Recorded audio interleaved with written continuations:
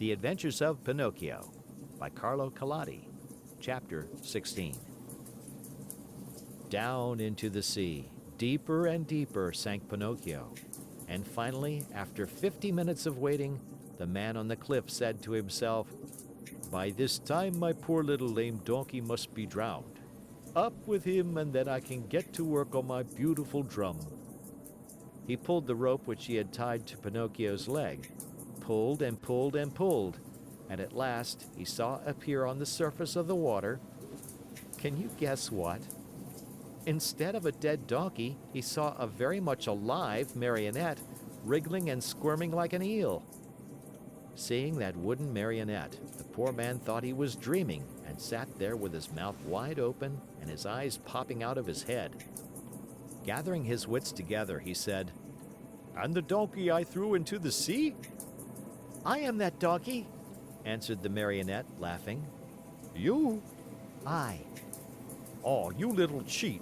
Are you poking fun at me?" "Poking fun at you? Not at all, dear master. I am talking seriously." "But then, how is it that you, who a few minutes ago were a donkey, are now standing before me a wooden marionette?" "It may be the effect of salt water. The sea is fond of playing these tricks." "Be careful, marionette, be careful. Don't laugh at me. Woe be to you if I lose my patience." "Well then, my master, do you want to know my whole story? Untie my leg and I can tell it to you better." The old fellow, curious to know the true story of the marionette's life, immediately untied the rope which held his foot. Pinocchio, feeling free as a bird of the air, began his tale. "Know then that once upon a time, I was a wooden marionette, just as I am today. One day I was about to become a boy, a real boy, but on account of my laziness and my hatred of books, and because I listened to bad companions, I ran away from home. One beautiful morning, I awoke to find myself changed into a donkey. Long ears, gray coat, even a tail. What a shameful day for me. I hope you will never experience one like it, dear master. I was taken to the fair and sold to a circus owner who tried to make me dance and jump through the rings.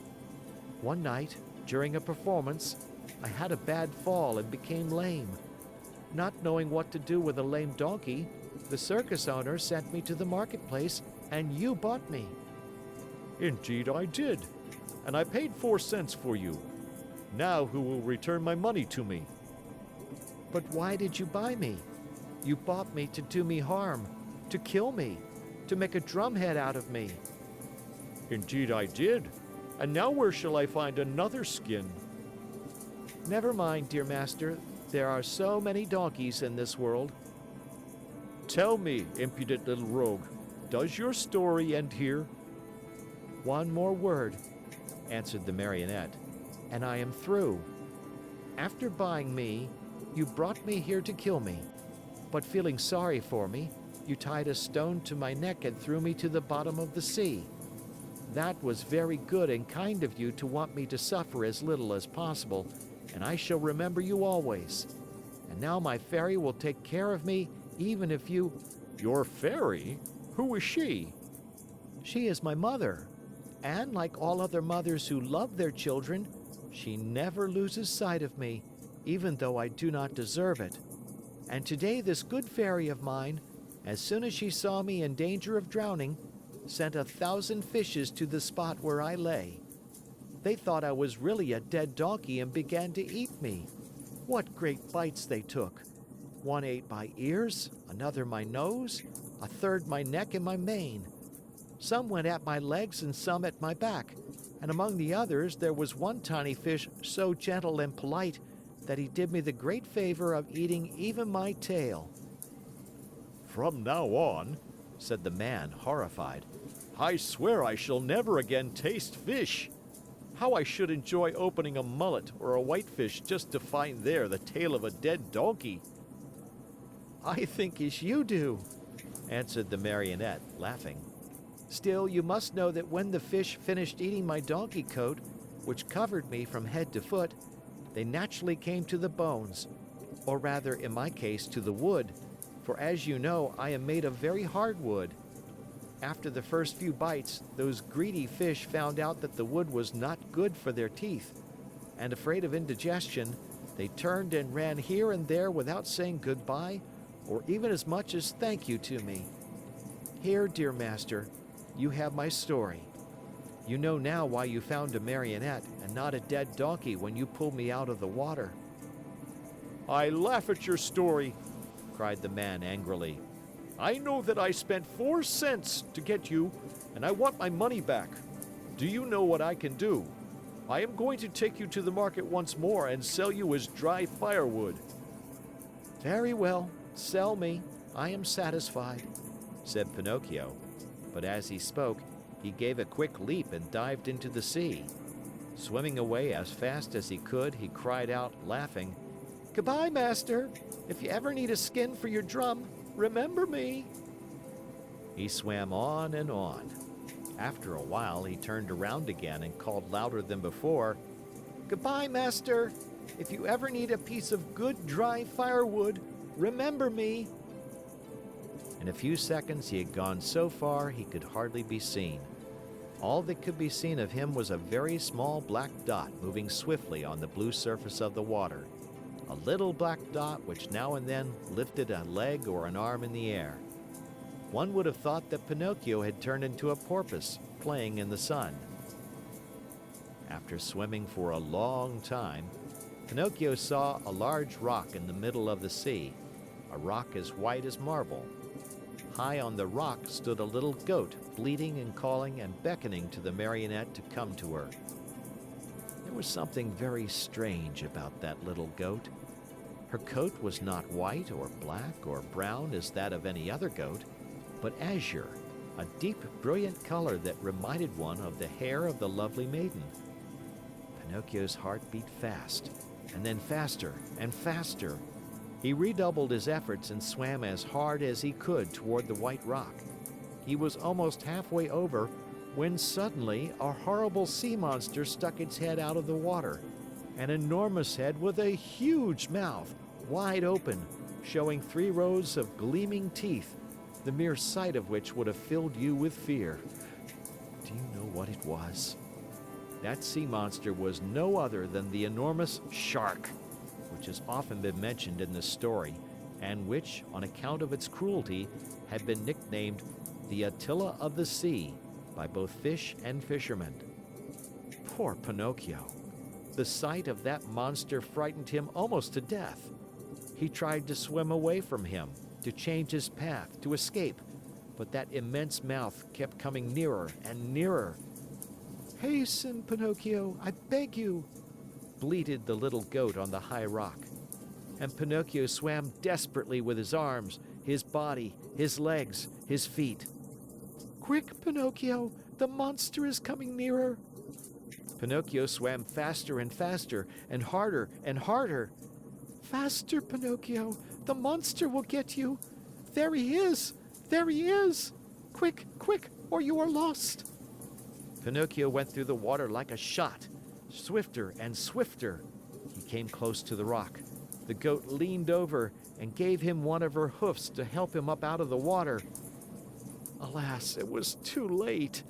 The monster overtook him, and the marionette found himself in between the rows of gleaming white teeth. Only for a moment, however, for the shark took a deep breath, and as he breathed, he drank in the marionette as easily as he would have sucked an egg. Then he swallowed him so fast that Pinocchio, falling down into the body of the fish, lay stunned for a half hour. When he recovered his senses, the marionette could not remember where he was.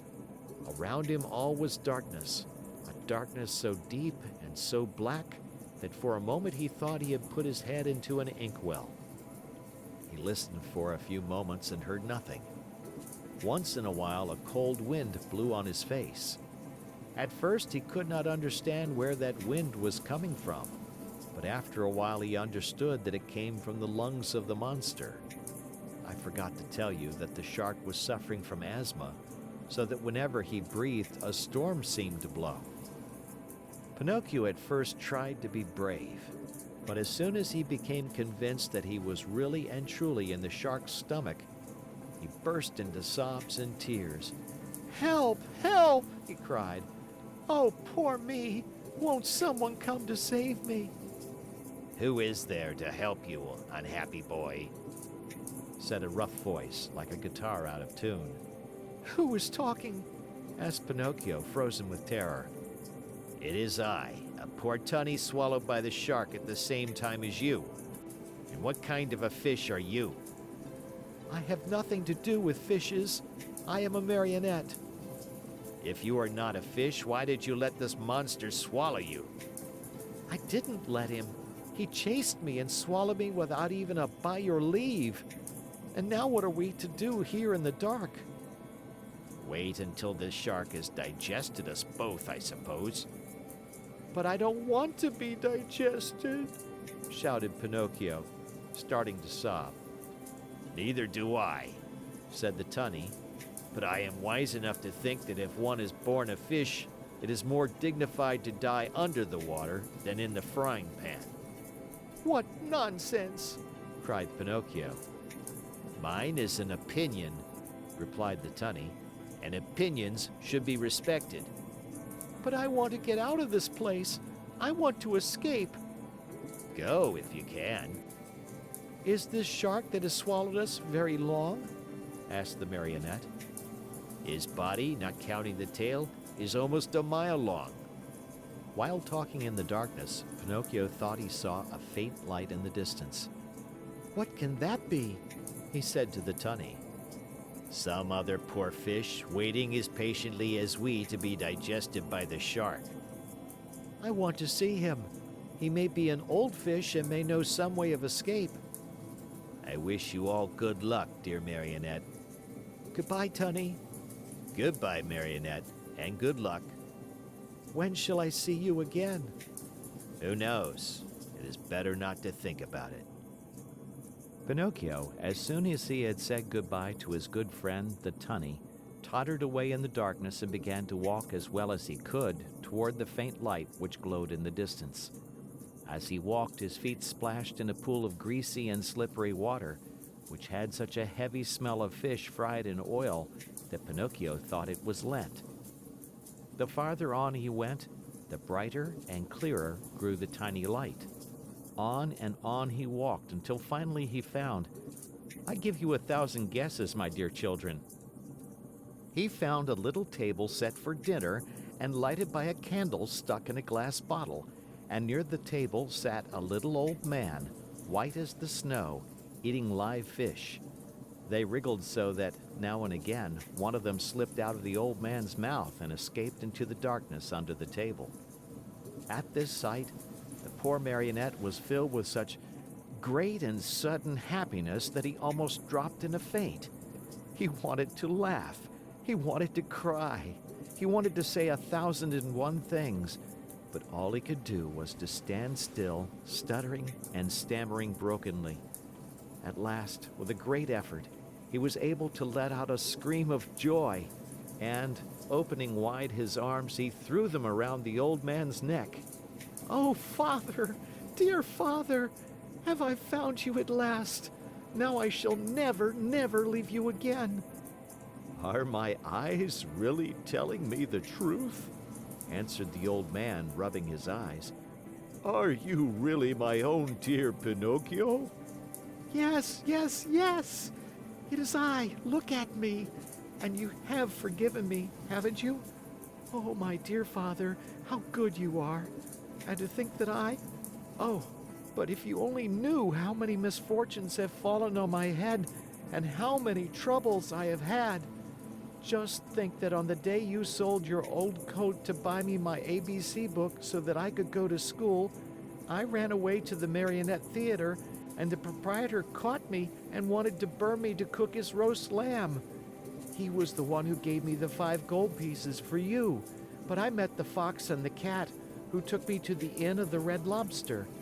There they ate like wolves, and I left the inn alone, and I met the assassins in the wood.